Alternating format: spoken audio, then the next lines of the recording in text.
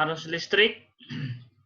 Jadi ini arus listrik searah, ada arus yang arahnya tetap, nggak berubah-ubah, beda dengan arus bolak-balik AC, dia itu arah arusnya berbolak-balik, berubah-ubah bergantung waktu. Arus listrik itu adalah aliran dari muatan listrik. Jadi kalau ada muatan listrik yang mengalir, ya, total muatan listrik yang mengalir per waktu itu adalah arus. Jadi I itu adalah arus, itu adalah delta Q dibagi delta T. Delta Q itu adalah jumlah muatan yang mengalir per waktu. Delta Q itu adalah jumlah muatan yang mengalir, delta T itu adalah waktunya ya. Jadi jumlah muatan per waktu. Misalkan kita punya dua kolom, misalkan dua kolom muatan yang mengalir selama 2 detik. Berarti 2 kolom dibagi 2 detik. Berarti 1 kolom per detik kan, 1 kolom per sekon itu berarti 1 ampere. Oke. Muatan listrik itu mirip dengan muatan listrik yang mengalir itu mirip dengan air yang mengalir. Kalau air yang mengalir itu kan dari tempat tinggi ke tempat yang lebih rendah. Dari tempat yang lebih tinggi ke tempat yang lebih rendah. Sekarang kalau muatan listrik di sini juga mengalir dari beda potensial tinggi ke potensial terendah. Jadi kalau ada beda potensial tinggi ke potensial rendah, maka muatannya mengalir. Ya. Muatan arah arus itu searah dengan arah muatan positif. Misalkan kita punya kayak gini.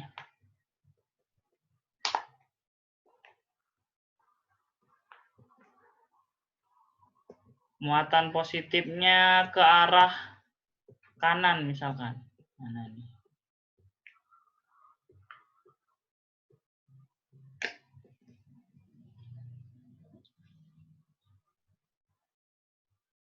Sebenarnya nggak ada. Kalau kita punya muatan positif yang mengalir ke arah kanan, ke arah kayak gini misalkan, ke arah kanan ya. Yang ini, yang I0 itu ke arah kanan, maka muatan positifnya itu mengalir ke arah kanan juga. Tapi yang sebenarnya akan mengalir sebenarnya muatan negatif. Muatan yang mengalir itu ada elektron. Ya. Jadi yang mengalir itu pada rangkaian listrik itu, rangkaian biasanya itu adalah elektron. Elektron arah dari elektron itu berlawanan dengan arah arus listrik. Kalau arah arusnya ke kanan, arah elektronnya ke kiri, ya. Jadi kalau arah arusnya ke kanan, maka arah elektronnya ke kiri. Misalkan ini dari A ke B ya, ke kanan arah arusnya, maka arah elektronnya mengalirnya dari ke arah kiri ya, berlawanan. Kemudian kita punya hukum Ohm. Hukum Ohm itu adalah I sama dengan V per R. I ini adalah arus, V itu adalah beda potensial, dibagi R. R itu adalah hambatan. Ya. Jadi kalau ada beda potensial, kita punya I. Kalau V-nya itu enggak 0, maka kita punya I. Ya. R itu tetapan, R itu konstanta. Konstanta ini disebut dengan hambatan. R itu adalah hambatan listrik. R itu hanya bergantung pada geometri dan jenis dari material itu. Hambatannya itu, hambatan listrik itu bergantung pada jenis material dan geometri. Geometri nanti panjang dan luas penampang. I berbanding lurus dengan V. Jadi sedangkan kalau R, hambatan itu nggak bergantung pada I dan V ya. Hanya bergantung pada geometri dari resistor itu. R itu resistor, kita sebut resistor. Hambatan. Jadi kalau V-nya meningkat 2 kali, maka I-nya meningkat 2 kali juga. Kalau beda potensialnya meningkat 2 kali, arusnya juga meningkat 2 kali. tapi R-nya tetap, ya. Simbol dari hambatan listrik itu kayak gini. Ini kayak gini, bisa sebelah kiri atau sebelah kanan ini gambar. Terserah. Biasanya dipakai di SMA atau SMK, SMP juga itu di sebelah kiri ini. Hambatan itu. Misalkan kita punya titik A memiliki potensial lebih tinggi dari titik B dengan beda potensial 2 volt. Jika hambatan listrik titik A dan B adalah 100 ohm, berapa arus yang mengalir melalui hambatan? Dan kemana arahnya? Berapa besar muatan yang mengalir selama 5 sekund? Caranya kita pakai tadi rumusnya tadi, I sama dengan V per R. Berarti I-nya itu 2 volt dibagi 100 ohm ya.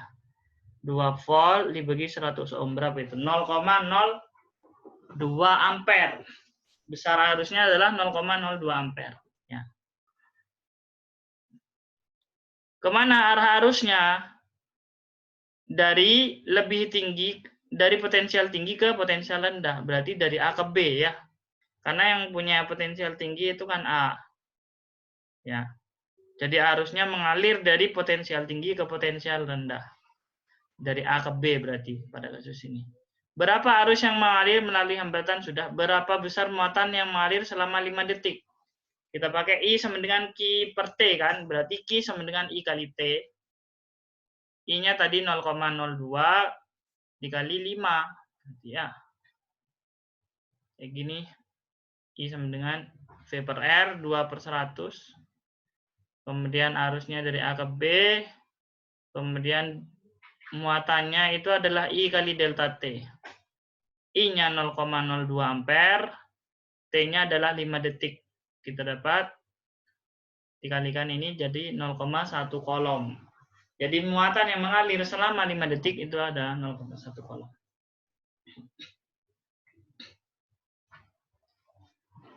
Ada pertanyaan? Ada. Kita lanjutkan. Arus pada percabangan. Kalau kita punya percabangan kayak gini, ini berlaku hukum Kirchhoff 1. Hukum Kirchhoff 1 itu adalah berbunyi jumlah arus yang masuk, ada percabangan ini, satu titik percabangan, sama dengan jumlah arus yang keluar. Kalau kita lihat di gambar ini, kasus pada gambar ini, yang masuk itu adalah yang panahnya ke dalam ya. I1 tambah I2 tambah I4 berarti. Jadi itu yang arus yang masuk. I1, I2 yang masuk, kemudian I4. Ya. Kemudian ini dijumlahkan, I1 tambah I2 tambah I4. Itu yang jumlah arus yang masuk. Kemudian arus yang keluar I5 ya. I5 sama I3. Berarti jumlah yang keluar I3 tambah I5. Ya. I1 tambah I2 tambah I4 sama dengan I3 tambah I5. Ya.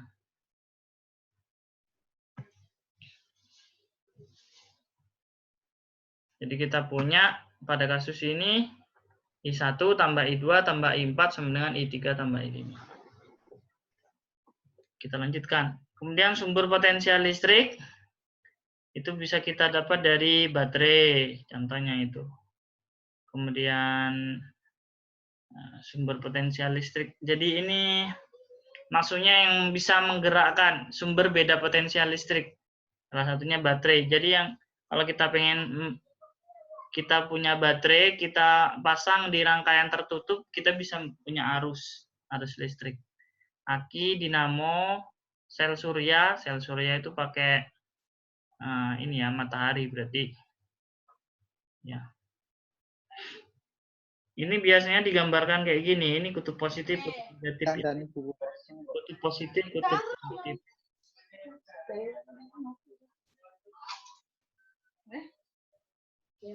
Jadi ini disebut dengan GGL. Kenapa disebut GGL?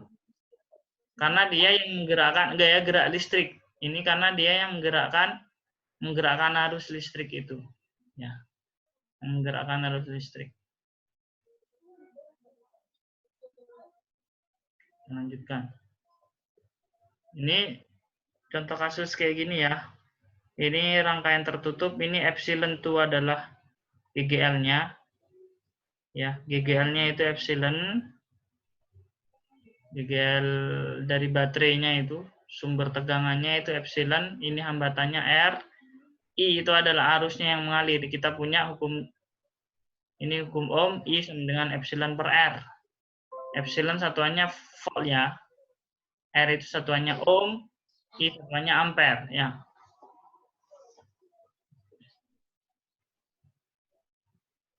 Kita lanjutkan. Tahanan listrik itu bisa disebut juga dengan hambatan listrik. Tulis. Hambatan listrik. Hambatan listrik atau ini kita bisa tulis hambatan listrik atau resistor ya, disebut resistor R.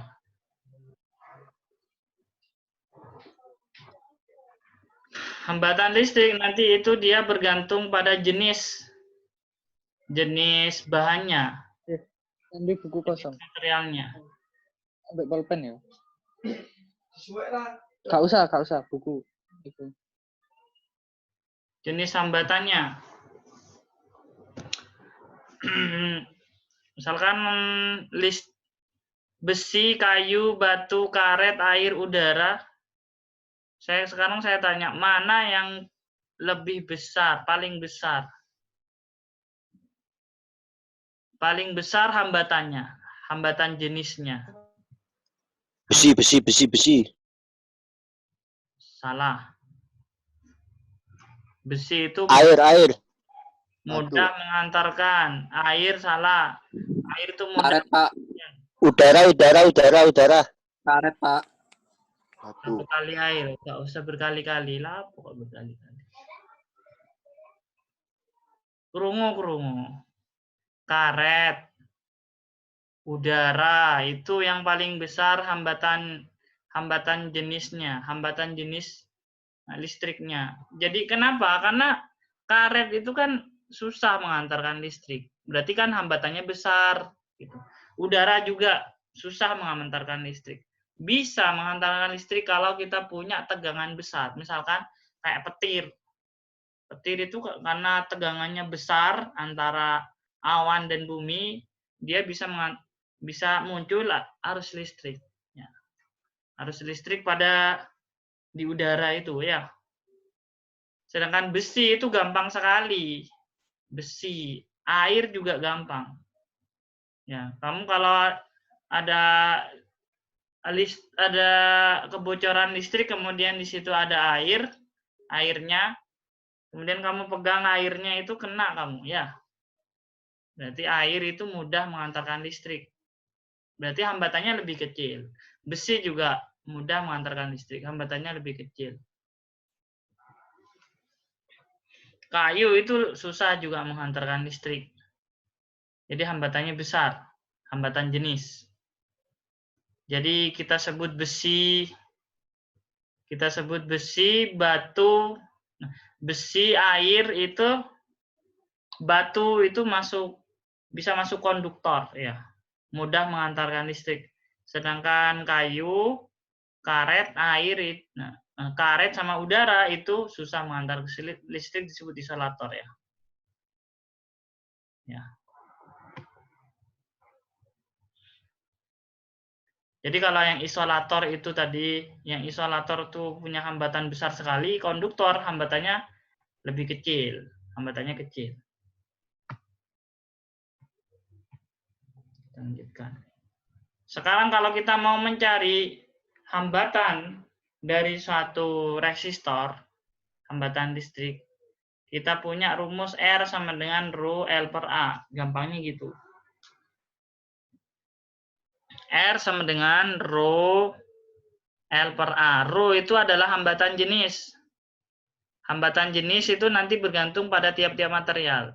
Kalau perak 1,59 kali 10 pangkat min 8 ohm meter, ini hambatan jenisnya. Perak ini paling rendah hambatan jenisnya. Artinya perak itu paling mudah mengantarkan listrik. Ya. Kemudian nomor 2 tembaga, mudah mengantarkan listrik nomor 2. Kemudian emas, aluminium. Kemudian di sini yang paling susah adalah karet. Karet tuh paling susah di sini ya. 10 pangkat 15, 10 pangkat 13 sampai 10 pangkat 15.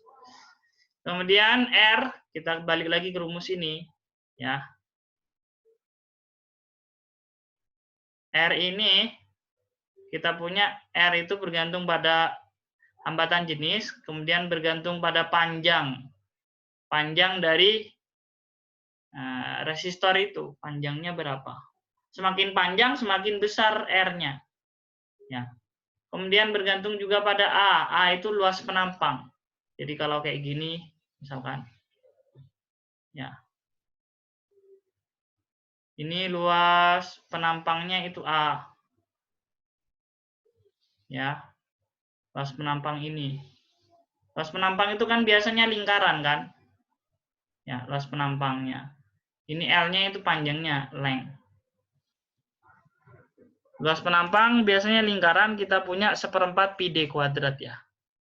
Bisa dicatat 1/4 pi d kuadrat atau d itu diameter atau pi r kuadrat ya.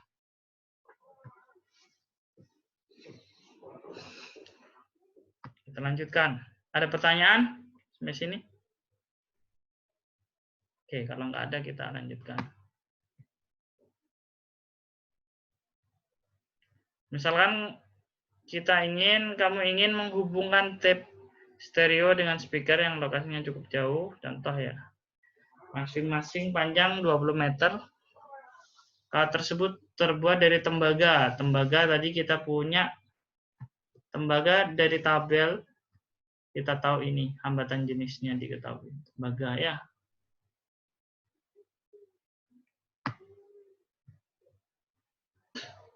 Berapa diameter kawat agar hambatannya 0,1 ohm? Jika arus yang mengalir ke speaker 2 ampere, berapa penurunan tegangan listrik sepanjang kawat? Kita hitung dulu R-nya, kita hitung diameternya. Kita hitung luas penampang. Kita pakai rumus, diketahui kan rho, hambatan jenis, diketahui dari tabel ya, karena tembaga. Kemudian panjang dari kawat, kemudian hambatannya diketahui. Kita pakai rumus ini. Tinggal dibalik aja yang ini nih. Yang ini kan dibalik ya. Kita mau cari A kan. Kita cari A, luasnya. Kita mau cari diameter dapat dari luas ya. Karena ini R diketahuin, rho diketahuin, L diketahuin. Kita mau cari luas penampang.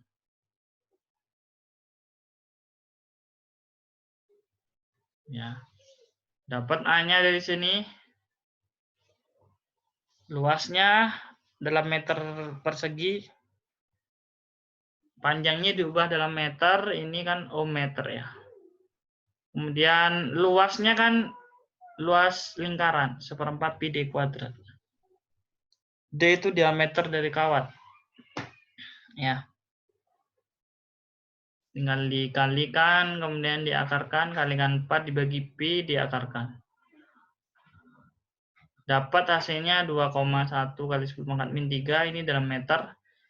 Atau jadiin milimeter. Ya. Kemudian penurunan tegangannya, penurunan tegangan itu berarti kita pakai V, beda potensial itu ya. Beda potensial akibat dari adanya beda potensial akibat dari adanya arus itu. 2 ampere dikali 0,1 ohm. 0,2 volt ini seharusnya ya. Coba ini diubah 0,2 volt.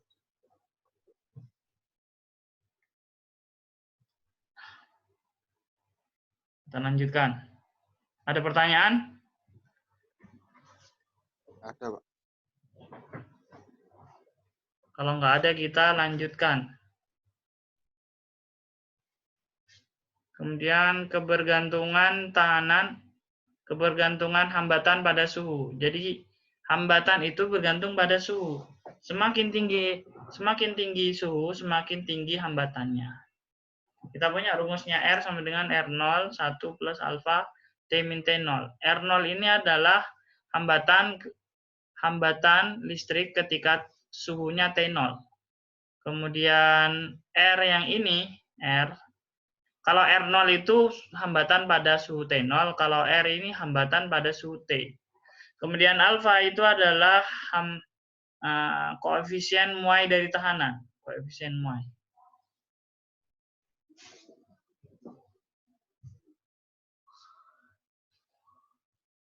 Koefisien muai dari tahanan itu, dari hambatannya itu. Koefisien muainya biasanya diketahui di sini. Bisa dilihat di sini. Nah, ini koefisien muai. Koefisien suhu ini maksudnya koefisien muai. Jadi ketika dipanaskan itu kan bertambah panjang. Bertambah panjang nanti hambatannya tambah besar juga. Ya. Contoh soal sepotong kawat platina digunakan untuk menentukan tahanan suatu larutan. Pada suhu 20 derajat Celcius, tahanan kawat, hambatan kawat 164,2 ohm, kemudian dicelupkan dalam larutan dan tahanannya, hambatannya meningkat. Berarti kan larutannya itu lebih panas daripada lebih dari 20 derajat Celcius kan. Ini 187, ini 164. Berarti dia lebih dari 20 derajat Celcius. Kita pakai rumus itu. Tinggal masukkan aja. Ya. T0-nya masukkan, T-nya dicari. Alfanya diketahui kan platinum. Di tabel itu tadi R-nya itu diketahui, masukkan, R0-nya dimasukkan, dapatlah T. Kita dapat 55,7 derajat Celcius.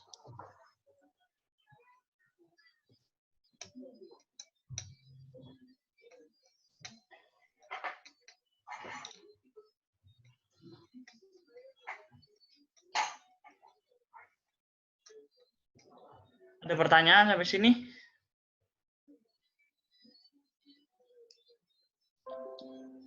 Kalau nggak ada, kita lanjutkan.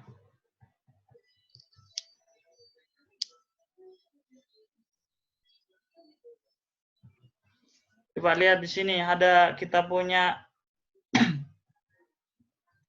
hambatan, bukan, ini adalah rapat arus. Coba dicatat. Rapat arus J. Jadi I itu adalah arus, J itu rapat arus. I sama dengan integral J dot dA. Jadi kalau kita mau cari arusnya, kita tinggal cari J-nya dulu, kemudian diintegralkan. A ini adalah luas penampang. Tapi kalau J-nya itu konstan, J-nya itu tetap ya. Kemudian J dan A itu searah. J itu vektor dari rapat arus. J itu adalah vektor rapat arus di sini. J vektor ini ya. DA itu kan vektor dari luas penampang. Kalau J dan DA itu searah, berarti kita punya J dan DA, J DA cos 0 derajat. Cos 0 1, kita dapat J DA aja. J-nya dikeluarkan dari integral karena J-nya tetap. Ya. Rapat arusnya tetap, maka I sama dengan J kali A. Jadi itu kalau J-nya itu, rapat arusnya itu tidak sebagai fungsi. Kalau J-nya itu homogen, di mana-mana seragam kayak gini contohnya. Ini kan kerapatannya sama ini. Nggak ada yang lebih rapat pada satu irisan ini ya. Ini kan rapatannya sama. Di sini juga kerapatannya sama, ya kan J-nya. Tapi J yang sebelah kiri sama sebelah kanan itu beda, ya. Coba lihat di sini, J yang sebelah kiri kerapatan rapat arusnya lebih rapat mana? Yang kiri apa kanan?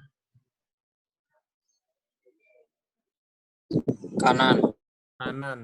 Ya, lebih rapat yang Kanan, kanan Pak. kan? Iya. Tapi arusnya sama ini, arus listriknya itu sama. Arus listriknya sama, I-nya sama, tapi A-nya beda. Lebih kecil yang kanan. I per A. Karena yang lebih kecil yang kanan, berarti J-nya lebih besar yang kanan. Ya. J kali J. Jadi kita punya pada kasus ini J1A1. J1 itu J sebelah kiri, A1 adalah luas penampang sebelah kiri sama dengan J2A2.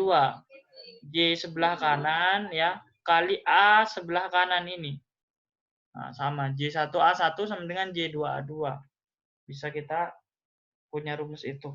Karena arusnya sama. Catat itu ya. J satuannya apa? Kita lihat di sini. I itu kan arus. Satuannya ampere. A itu satuannya apa? Luas penampang. Satuannya meter kuadrat. Berarti J itu satuannya ampere per meter per segi ya. J itu adalah ampere per meter persegi. Oke, ada pertanyaan? Silakan dicatat ya. Ya, Pak.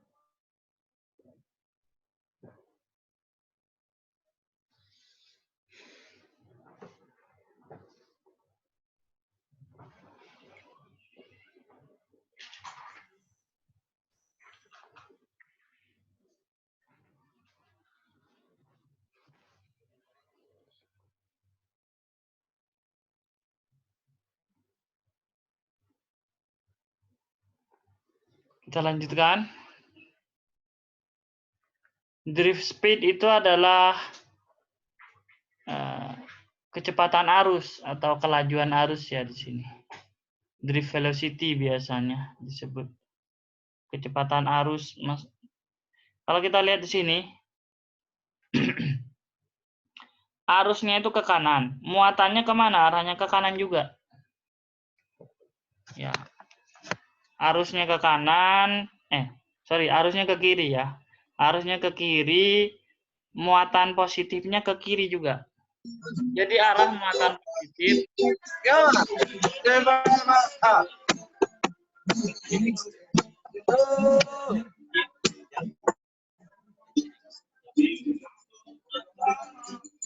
coba itu di mute, tolong di mute.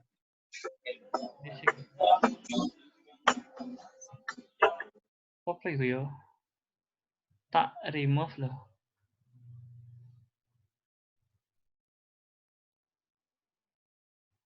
Oke. Coba ini muatannya ke arah kiri, arusnya ke arah kiri. VD itu kan kecepatan muatannya itu. Kecepatan muatan bergerak ke arah kiri. Ini adalah medan listrik, J itu adalah apa tadi? Rapat arus. Kita punya hubungan nanti J dengan VD. Tapi kan kita tahu bahwa yang mengalir itu sebenarnya bukan muatan positif. Muatan positifnya ke kiri, arusnya ke kiri. Tapi yang mengalir itu kan muatan negatif, elektron yang mengalir kan. Elektron, komponen dari atom yang mengalir itu elektron. Elektronnya kemana? Bukan ke kiri, tapi ke kanan. Jadi kalau arusnya ke kiri, elektronnya ke kanan. Sekarang kita hitung. Berapa muatan elektron yang mengalir? Kita misalkan Q itu adalah muatan elektron total. N kecil itu adalah apa? N kecil itu adalah jumlah elektron per volume. Ya. Kemudian A itu luas penampang, L itu panjangnya yang ditempuh. Jadi NaL ini sebenarnya adalah jumlah elektron total ya. N besar ya, N besar kali E. Makanya ini muatan totalnya ini segini. Kemudian dalam waktu T dia menempuh L per VD. Ya. T sama dengan L per VD. VD itu kan kecepatan dia mengalir kan.